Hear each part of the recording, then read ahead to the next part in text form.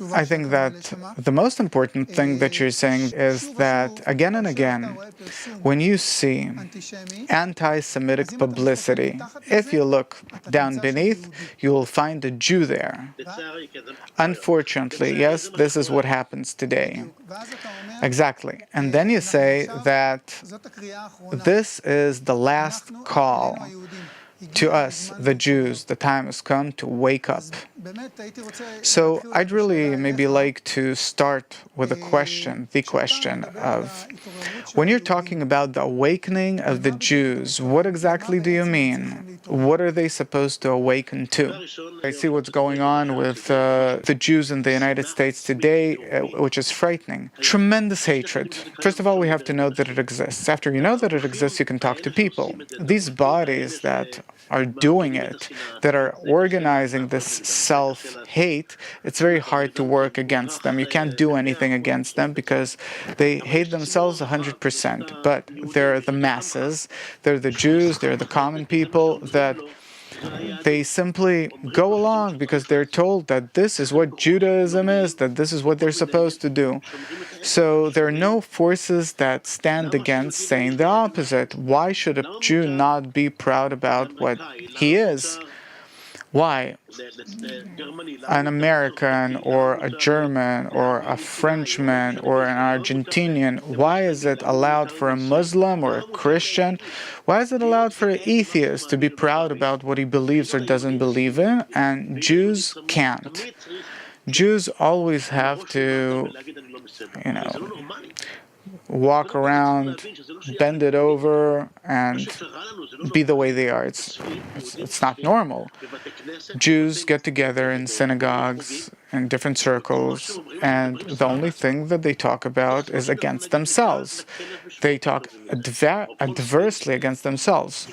But it's time to speak out the truth.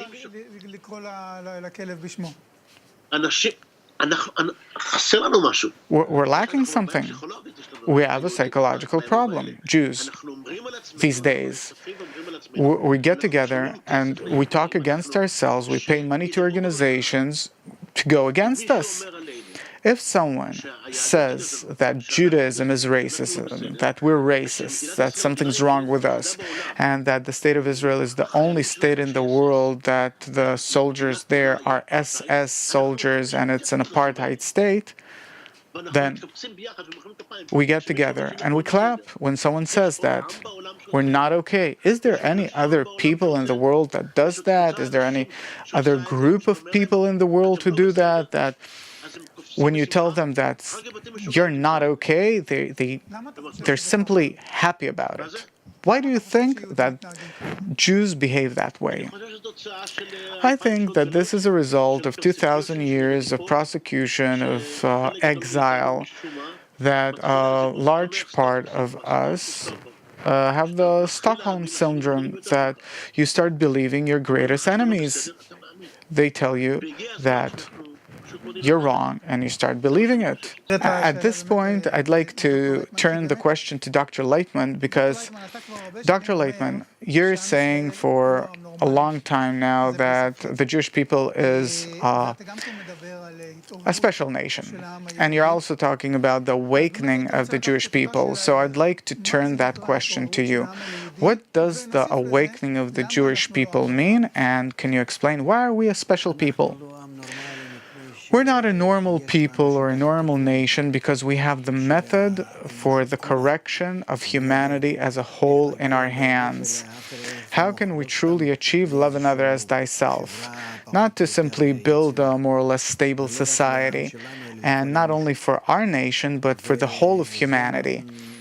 And this comes from ancient Babylon, from the days of Abraham, and we even lived for quite a long period during the times of the first temple, which is the symbol of the connection of the nation, but later on all deteriorated and we went into exile, and to this day we exist in unfounded hatred. But that message and that commitment toward the nations of the world remained in us. We have to be light unto the nations. We have to correct ourselves.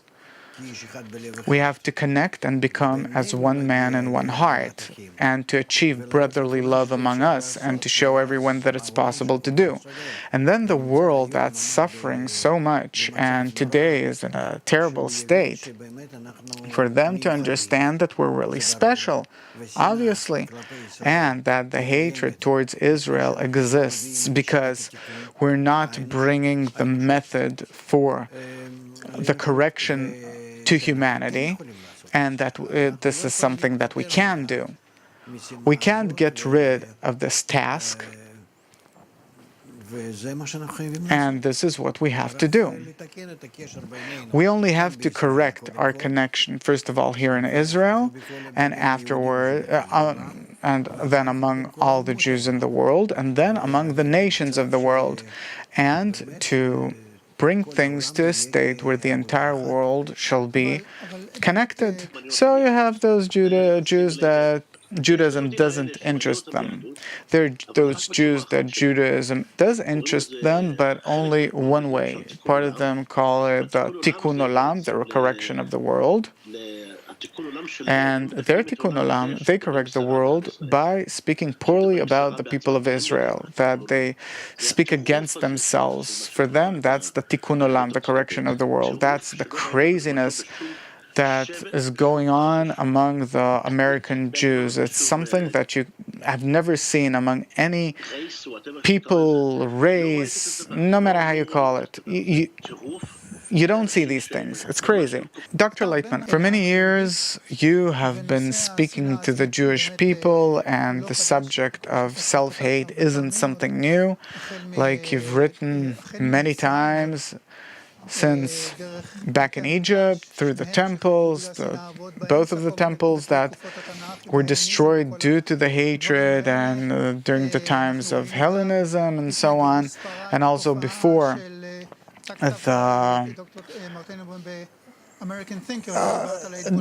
you wrote about the assimilation of the Jews, and we saw the very same thing before the expulsion from Spain, and we saw something very similar before the Holocaust.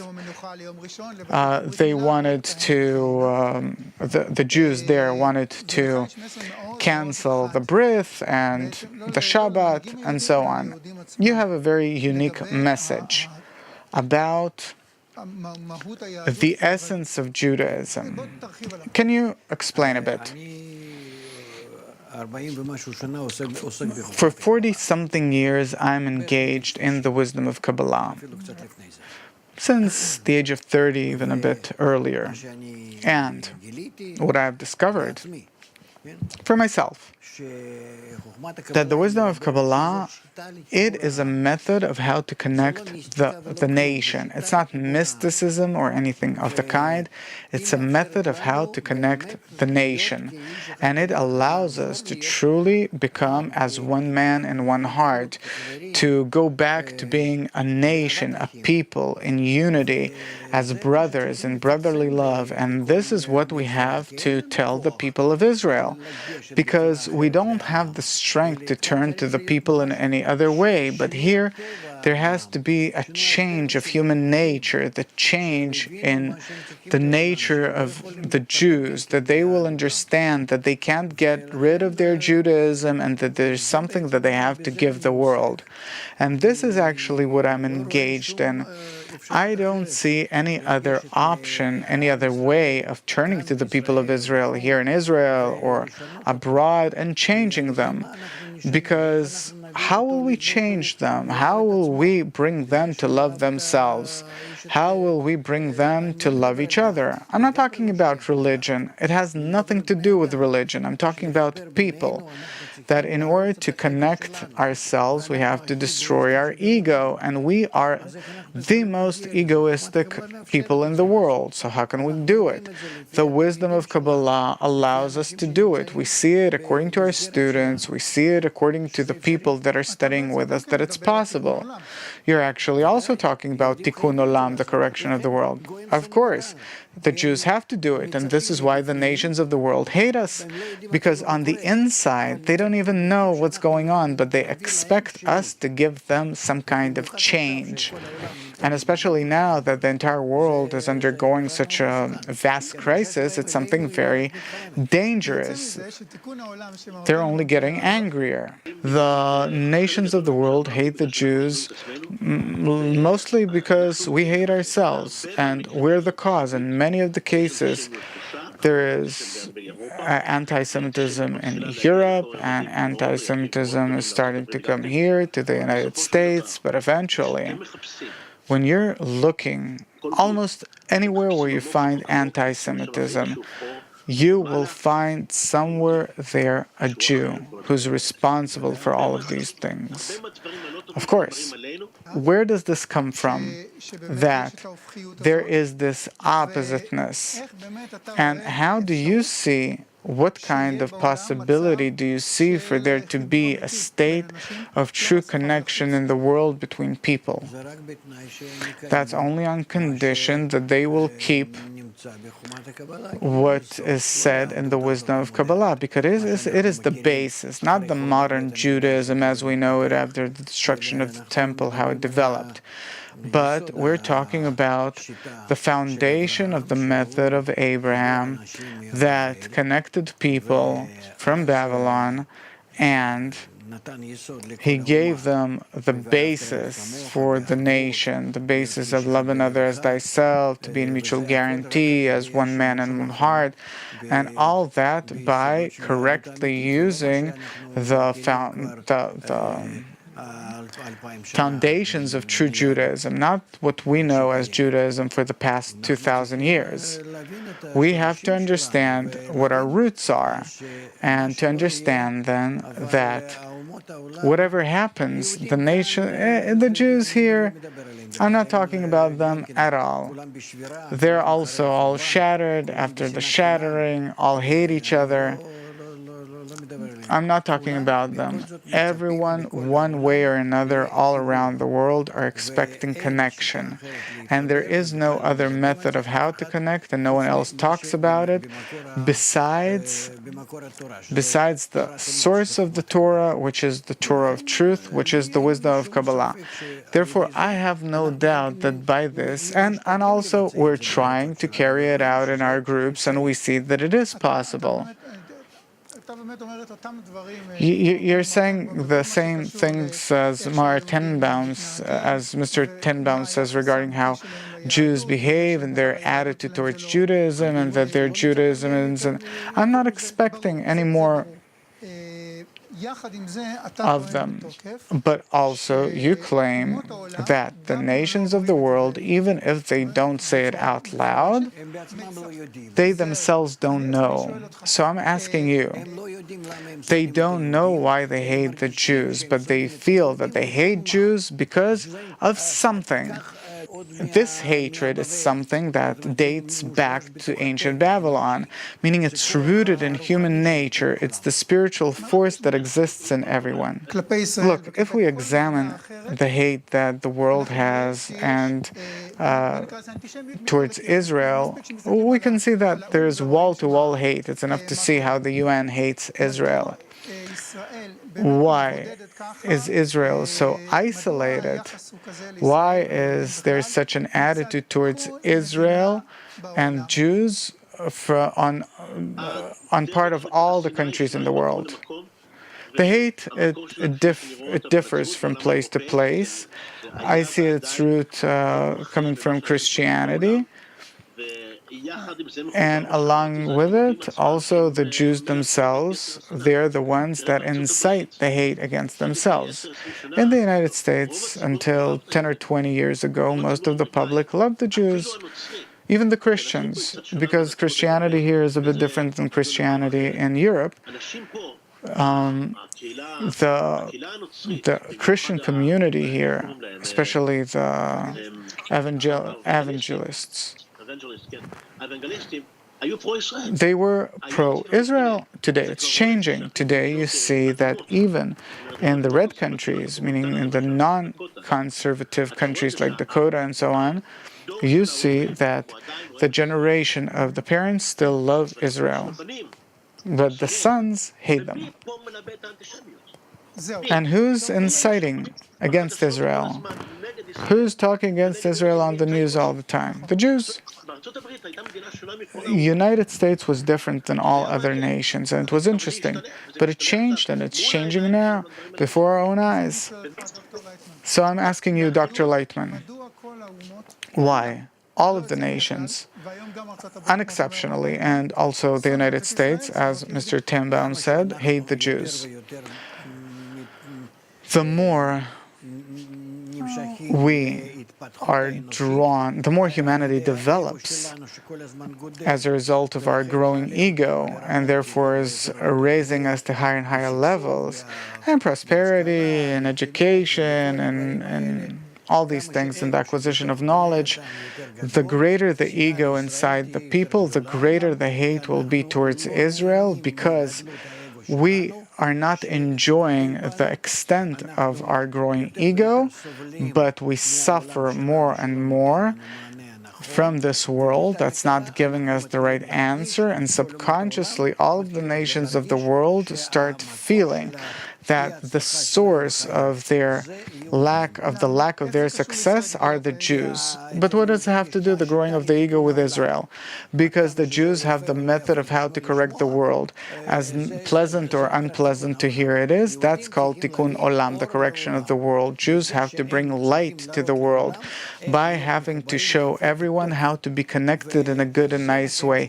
And this is what they have to do. And the world subconsciously, one way or another, feels a need for it, even though they're not aware of it, but it doesn't matter. But to this day, we're giving the very opposite example of self-hate, and therefore the hate towards us only goes and grows, meaning the self-hate of Jews causes the nations of the world to hate us. The more we hate ourselves, the nations of the world hate us. But really, tikkun olam, let's say the resurrection of this concept, regardless of how people understand it, until not long ago, no one talked about it, and suddenly, yes. Why? Because we've reached a general global crisis where everyone's interdependent. We're in a state where our ego has grown to a degree where it does not allow us to keep on living. We want to immerse ourselves in drugs and so on, and we're reaching a state where people are as if redundant in this world, and we have no choice. We have reached the final state. The wisdom of Kabbalah speaks about it a lot, and scientists and everyone. We have reached the end of our egoistic development. Our ego is now becoming round. It's no longer pulling us forward. It's not advancing us, and therefore we have to answer the question of what is the meaning of life. And what can we say here?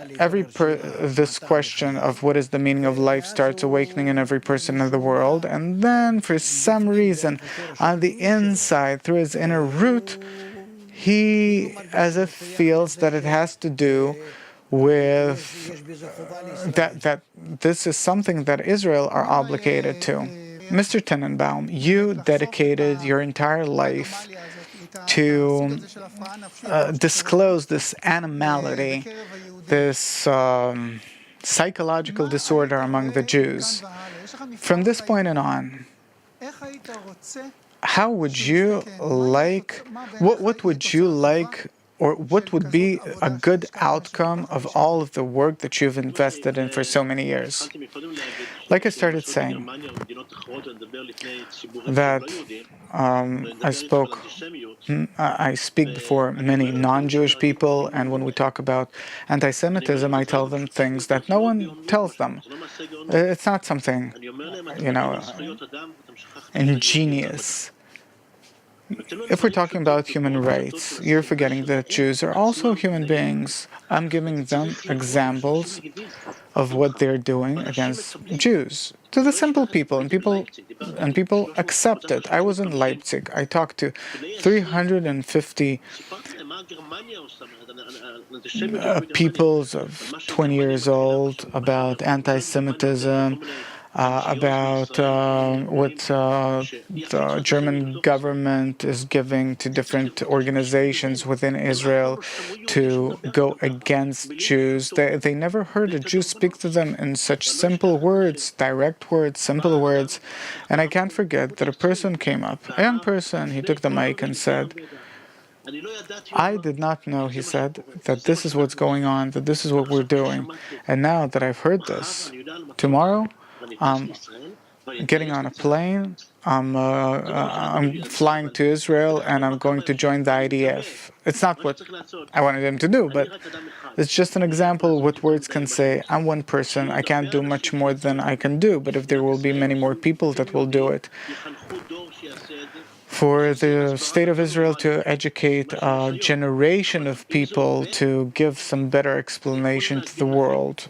I understand you very, very well, and I'm very happy that I found a Jew that has a warm Jewish heart, that is really concerned, and it hurts and pains him what's going on, that invested his entire life in changing the people and changing the attitude among the Jews towards the nations of the world. I wish you lots of luck and health and all the best. I really hope that this will make a change in the world. Dr. Laitman, but what would you like to see? I would like to see the Jews like he sees them. Then we'd really change the world. Thank you very much. I learned a lot from you. Thank you, but if it's okay, we'll send you some of our sources. Warm hugs and come visit us in Israel. Mr. Tenenbom, thank you very much, and lots of luck with the book and with everything, lies that everyone tells, the lies they tell. It's very important for many people to know. Thank you very much for all of your time. Good luck. Thank you very much, Dr. Laitman, and thank you for being with us on this very special show, Like a Bundle of Reeds. All the best.